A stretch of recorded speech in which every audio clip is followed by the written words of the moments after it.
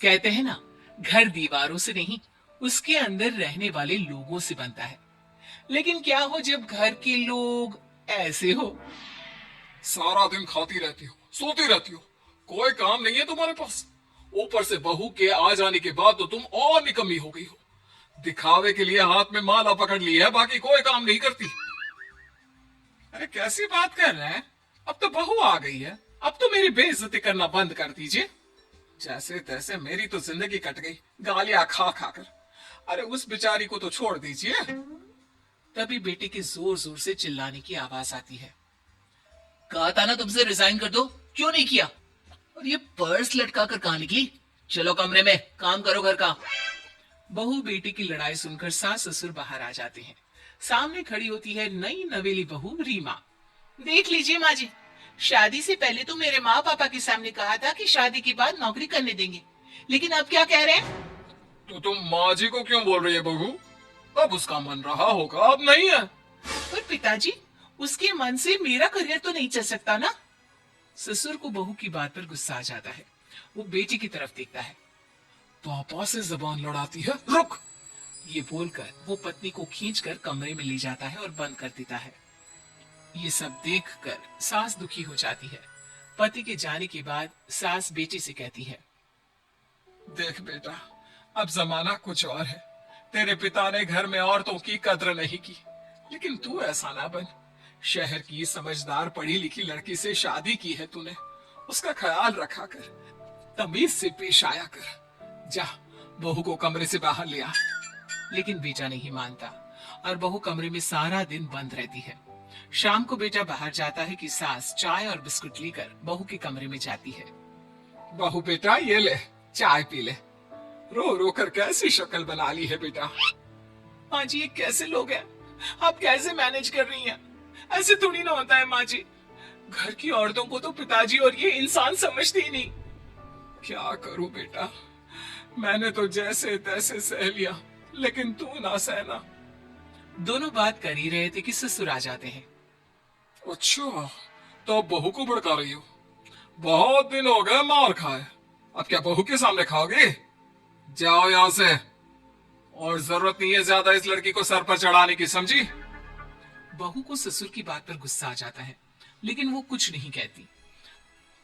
आए दिन बहू देखती है कि कैसे उसकी सास और उसके साथ उसका ससुर और पति गंदा व्यवहार करते हैं। फिर एक दिन, ये क्या बनाया है?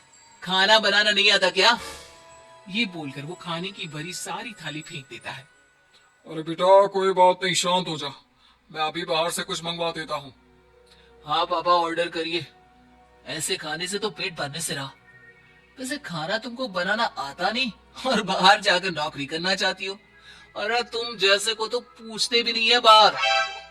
बहू को पति की बात पर गुस्सा आता है, तभी सास बोल पड़ती है। तेरे से ज्यादा पढ़ी लिखी है, वो तो तूने इसे कहा था कि तू नौकरी करने देगा तो तुझसे शादी कर ली, वरना ना ही करवाते इसके माँ बाप तुझसे शादी इसकी। और कमाती भी ये तेरे जितना ही है बेटा। बहू हैरान रह जाती है कि जो सास खुद के लिए एक बार भी खड़ी नहीं हुई, वो उसके लिए बेटे को भी भला बुरा सुना रही है। उसकी नजर में सास की इज्जत और बढ़ जाती है। उस सास को देखकर ये सब सोच ही रही थी कि उसके कान में एक जोर से चाटी की आवाज आती है। किसको किसको मार पड़ी? वो देख ही रही होती है कि उसकी नजर जमीन पर बैठी सास पर पड़ती है। अभी तो धीरे से मारा, फिर जुबान खोली ना तो ऐसा मारूंगा कि कान के पर्दे फट जाएंगे। सास रो रही थी। बेटा और पति वहां से चले जाते हैं। पिताजी अच्छा किया माँ को जोर का चाटा लगाकर। आगे से जबान खोलने से पहले 4 बार सोचेंगी। बड़ी आई। दोनों हंसते हुए वहां से निकल जाते हैं। बहू सास को उठाती है और पानी देती है। मैंने ये दिन रोज देखे हैं बहू, लेकिन तू नहीं सहना। तू अपना जीवन अपने अनुसार जीना। शादी के वक्त मैंने तेरी माँ से बात करने की कोशिश की थी, उन्हें बताया था, लेकिन वो नहीं मानी। बहू सास को पकड़कर रोने लगती है। वो इसलिए नहीं मानी क्योंकि वो मेरी सगी माँ नहीं है। माँ जी, जिस तरह से आप मेरे लिए खड़ी हुई है ना, मेरी माँ भी नहीं हुई। बेटा मैं तेरा भला चाहती हूँ, तू नौकरी इस घर में रहकर तो नहीं कर पाएगी। एक काम कर, इस घर से चली जा, पैसे कमा और खुश रह। माँ जी, हो सकता है कल तक मैं आपके इस फैसले को मान जाती, लेकिन आज नहीं। माँ जी, आप यहाँ इस नर्क को झेले और मैं आपको छोड़कर चली जाऊं? नहीं, कभी नहीं। अगले रोज। सुनिए, वो क्या है ना, मुझे कुछ कपड़े और गहनों की जरूरत है, तो जरा पैसे दीजिए ना। अब आप घर के मर्द हो तो पैसे तो आपसे ही मांगूंगे ना। बुरा तो नहीं लग रहा ना आपको? नहीं नहीं, बुरा क्यों लगेगा। ये लो कार्ड, कर लेना शॉपिंग। अगले रोज। बिजली का बिल आया है 10,000 का, भर दीजिएगा। इतना बिल कैसे आ गया? बेटा वो क्या है ना, सारा दिन बहू घर में रहती है तो कमरे में एसी और टीवी चलता रहता है। अब कम से कम बाहर जाए तो 4 पैसे कमा कर लाए। लेकिन हम लोगों को थोड़ी ना औरत की कमाई खानी है, वो तो मर्द ही करता है ना। पति पर्स देखता है और फिर हाँ माँ, ठीक बोल रही हो। खैर चलता हूँ, ऑफिस का वक्त हो गया है। पति ऑफिस से पिता को फोन करता है। पापा, घर के खर्चे तो बढ़ते ही जा रहे हैं, ऊपर से महंगाई आप देख रहे हैं। मैं सोच रहा हूँ क्यों ना मीना को नौकरी के लिए हाँ कर दूं, 4 पैसे ही लाएगी ना घर में। वो तो तू ठीक बोल रहा है, लेकिन ये औरत की जात, कल को 4 पैसे कमाने लगे तो यह नहीं कि सर पर चढ़कर नाचे। हाँ पिताजी, बात तो सही है। वो तो आप है जो माँ को मुट्ठी में रखा है, वरना मेरी वाली तो। खैर सोचते इस बारे में। शाम को पूरा परिवार साथ बैठा होता है। वो कल पनीर की सब्जी बनानी है, तो थोड़े पैसे देकर जाना। और हाँ, कीर्तन भी रखा है संडे को, उसके लिए सामान की लिस्ट बना दी है, ले आना।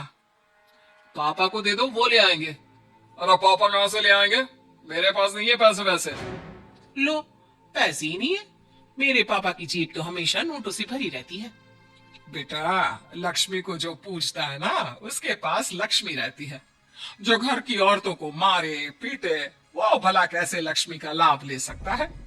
वो क्या बात है, तो जबान खुल रही है तुम्हारी। लगता है भूल गई पुरानी मार और डांट क्या? हाँ माँ जी, शांत हो जाइए। मैं नहीं देख सकती आपको मार खाता, और फिर हो सकता है कि मैं आपको बचाने आऊं तो ये भी मुझे मारे। ठीक है बहू, मैं कुछ नहीं कहती, तू ये लिस्ट बस दे दे, मैं चलिए आराम करने। फिर अगले रोज। सुनिए जी, वो मायके जाना है। वो क्या है ना, शादी के बाद से गई नहीं, तो ट्रेन की टिकट बुक करवा देना। तो मैं भी तो साथ जाऊंगा ना तुम्हारे। तो ठीक है, फिर फ्लाइट की ही टिकट करवा दीजिए। वो क्या है ना, अच्छा थोड़ी ना लगता है आप पहली बार मेरे साथ जा रहे हो और हम ट्रेन से चले। ठीक है ना? पति ऑफिस जाता है, जहाँ उसका दोस्त कहता है, अरे क्या हो गया यार, परेशान सा दिख रहा है। तेरी तो नई नई शादी हुई है, भाभी परेशान कर रही है क्या? अरे नहीं यार, तू तो जानता है थोड़ी सी कमाई में घर चलाना मुश्किल हो रहा है। तू कैसे मैनेज करता है यार?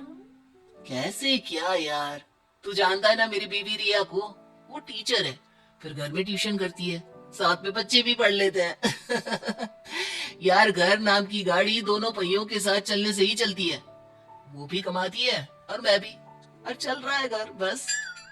पति को दोस्त की बात समझ में आती है, लेकिन पिता का ज्ञान कैसे भूल सकता था। वही कल को सर पर चढ़कर नाचने लगी तो।